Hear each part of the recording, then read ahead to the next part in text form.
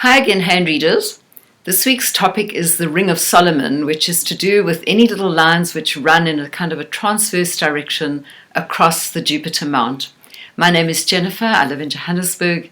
I've been reading hands and studying and writing about and teaching hand reading for so many years. If you'd like to have a reading with me, or if you're interested in my courses, please contact me. You'll find my info at the end of the video. I've been presenting weekly YouTube videos for about 13 months now, and I find it quite fascinating how much I learn myself each time I research, prepare, put together, choose illustrations for all the various individual areas of the hands, not least of all with the Rings of Solomon. It's remarkable how this little area of the Jupiter Mount under the index finger presents with so many variables of little lines. I'm hoping that in today's video we'll make some sense of the variables of meanings or interpretations.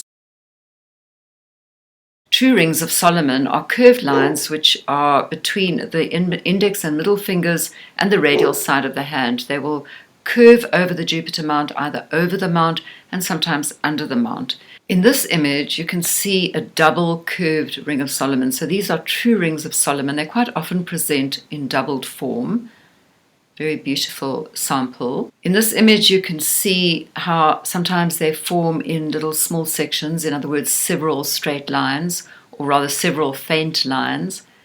And in this image here, we see a full curve that goes right under the Jupiter Mount, and then with a straight Ring of Solomon, or some people would see that as a sympathy line. I'll explain in a moment. And then also a section which is a partial piece of a Ring of Solomon or a sympathy line. You won't find mention of sympathy lines in the old palmistry books. This is a relatively new kid on the block of hand reading, so to speak. They were mentioned first in the late 80s. And the difference is, or the distinction is, between the Ring of Solomon and a sympathy line is that sympathy lines are straight, whereas Rings of Solomon are curved.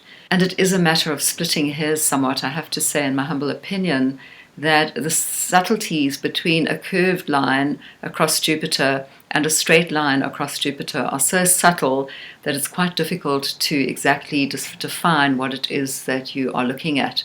And even the meanings are quite similar, as we'll find out in a moment. Now, if you're reading the hands of somebody who has fully formed Rings of Solomon, either single or duplicated, like in this image I'm going to show you again here, this is really a power marker. It's a person who, according to tradition, is knowledgeable, who is able to apply their wisdom, a person perhaps of a higher harmonic, who is very insightful. When I say higher harmonic, I'm talking about high spiritual IQ, a person who's intuitive, who will be able to see beyond the superficial, who can comprehend and feel for the mystical realms of life, and who is interested in or has an orientation towards philosophy, who loves to learn. That's another very strongly allocated meaning here, or interpretation, and who has the ability to communicate with authority. This marking can also tie in with leadership. Of course, the Jupiter Mount is strongly tied in with leadership,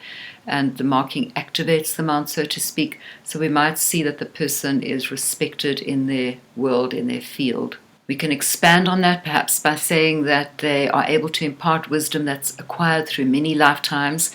I do look at other areas of the hands personally for information about previous lifetimes. That will be another topic for another video. But here we have a person who might be a spiritual initiate, a little bit tied into what I've just said about that high spiritual IQ, who actually cultivates a relationship with their higher power, with their idea of existence, of that which is bigger than us. There is a possibility of generosity, of altruism, of humanitarian traits. This kind of marking is found on people who have to communicate with authority. For example, judges, teachers, lawyers, doctors, counselors, even nurses and psychologists. So you can see there's a lot of beautiful meanings that link into the biblical king after which the marking is made, the King Solomon, the wise king in the Bible. The marking bestows wisdom on the lucky owner. Now we come to the so-called sympathy line, which, as you see in this image, is a very straight-looking line that crosses over the mount. And in this case, this is, as I said, a relatively new concept, and it's kind of diagonal, really. And it supposedly indicates a slightly more logical approach to wisdom, like I said, splitting hairs somewhat, and as opposed to the rather more perhaps intuitive and emotional wisdom that is associated with the curved version. But the interpretations are similar. The thing is that generally hand readers concur that if there's a transverse line across the hand, in other words, a horizontal line in anywhere on the hand, it blocks energy flowing through the hands. So it's quite controversial in that, especially when it's straight, if there's a deep straight line that actually cuts across the Jupiter mount, is it blocking or is it in some way adding to the individuality of that person?